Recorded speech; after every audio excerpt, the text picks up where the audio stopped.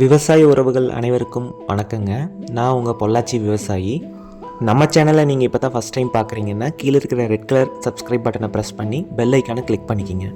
நேரம் சரியாக காலையில் 7:40. என்னோடய ஒவ்வொரு விடியிலையும் நான் காலையில் டீ காஃபியில் தொடங்குறது தான் என்னோடய வழக்கம். டீ குடிச்சிட்டு கீழே தான் ஞாபகம் வந்தது, வீட்டில் சில மளிகை ஜாமானை தீந்துருச்சுன்னு.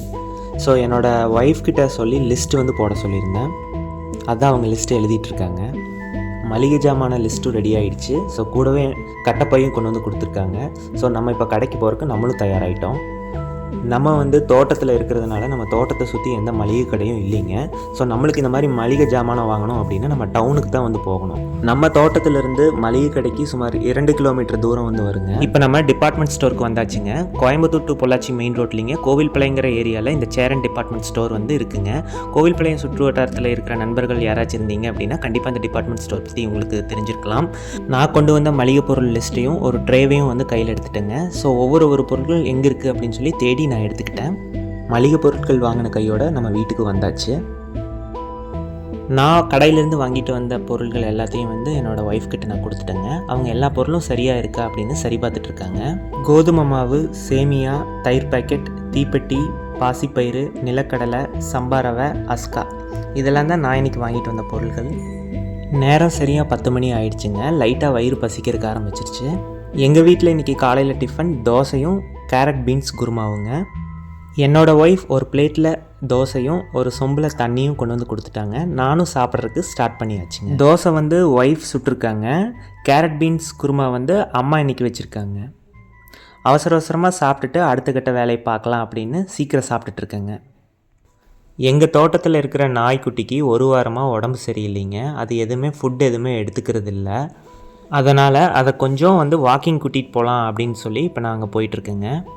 என்ன தான் நம்ம நாய்க்குட்டிக்கு உடம்பு சரியில்லை அப்படின்னாலும் அது பண்ணுற சேட்டைகளும் அட்டகாசங்களும் குறையவே குறையாதுங்க.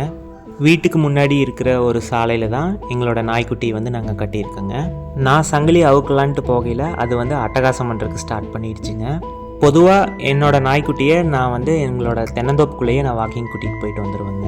என்னோடய நாய்க்கு நான் பேர் கொஞ்சம் டிஃப்ரெண்ட்டாக வச்சுருக்கேங்க. நரீஷ்னு வச்சுருக்கேன். ஏன்னா இது பார்த்தா நரியோட தோட்டத்துலேயே இருக்கும். கண்ணு பார்த்திங்கன்னா கொஞ்சம் செங்கண்ணு மாதிரி இருக்குங்க. ஆனால் ஒரு டைம் நம்ம கூட பழகிடுச்சு அப்படின்னா ரொம்ப அன்பாக நம்ம கூட இருக்குங்க. நாய்க்குட்டிக்கு உடம்பு சரியில்லைன்னு சொல்லியிருந்தேங்க. அதனால் மாமா டேப்லெட் 2 வாங்கிட்டு கொடுத்தாங்க. அந்த டேப்லெட்டை நல்லா பொடி பண்ணிங்க பாலில் மிக்ஸ் பண்ணி கொடுக்கணுங்க. எங்கள் நாய்க்குட்டிக்கு பார்வோ வைரஸோட சிம்டம்ஸ் தெரிஞ்சங்காட்டி ஸோ குடல் எல்லாமே புண்ணாக இருந்ததுங்க. ஸோ அதுக்கு லான்சோஃபிக்ஸ் DT15 அப்படிங்கிற டேப்லெட்டும் எட்ரினா MD அப்படிங்கிற டேப்லெட்டும் நாங்கள் கொடுத்துருக்கோங்க. நல்லா குளிர்ச்சியான சில்லுன்னு இருக்கிற பால்லைங்க அந்த பொடி பண்ணி வச்சுருக்கிற டேப்லெட்டிங்க போட்டு நல்லா கலக்கிக்கணுங்க. நாய்க்குட்டியும் அந்த பாலை நல்லா சில்லுன்னு குடிச்சிருச்சுங்க. நாய்க்குட்டிக்கு இந்த பாலை கொடுத்ததுக்கப்புறம் அடுத்தது தோட்டத்துக்குள்ளே என்ன வேலை செய்யலாம் அப்படின்னு சொல்லிட்டு யோசனை பண்ணிகிட்டு இருந்தோம். கொஞ்ச நாளைக்கு முன்னாடிங்க எங்கள் தோட்டத்தில் சவண்டால் மரங்கள் எல்லாமே வெட்டி விட்டோமுங்க. ஆனால் அது இப்போ மறுபடியும் தளையிறதுக்கு ஆரம்பிச்சிருச்சுங்க. ஸோ அதை நம்ம வெட்டி விட்டுறலாம் அப்படின்னு சொல்லி அருவாள் எடுத்துகிட்டு நாங்கள் போயிட்டுருக்கோங்க. இதுதாங்க நான் சொன்ன சவண்டால் மரம். ஸோ இது எங்களோட காட்டோட பார்டரில் இருக்குங்க.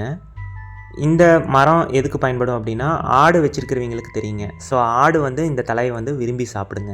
இந்த மரத்தை அப்படியே விட்டுட்டோம் அப்படின்னா ரொம்ப உயரத்துக்கு போகுங்க. அப்புறம் நாளைக்கு வெட்டுறதுக்கு ரொம்ப சிரமமாக இருக்குங்க. அதனால் கொழுந்துலேயே இதை நம்ம தரித்து விட்டுடலாம் அப்படின்னு சொல்லி அருவாளை வச்சு தரித்து விட்டுட்டுருக்கோங்க. மொத்தம் 3 சவண்டால் மரம் இருக்குங்க. 3 சவண்டால் மரத்தையுமே தரிக்கிறதுக்கான வேலையில் தான் நாங்கள் பார்த்துட்ருக்கோங்க. ஒரு வழியாக 3 சவண்டால் மரத்தையுமே நாங்கள் அரைக்கி முடிச்சிட்டோங்க. மீண்டும் அடுத்த ஒரு வீடியோவில் சந்திக்கலாங்க. நன்றி, வணக்கம்.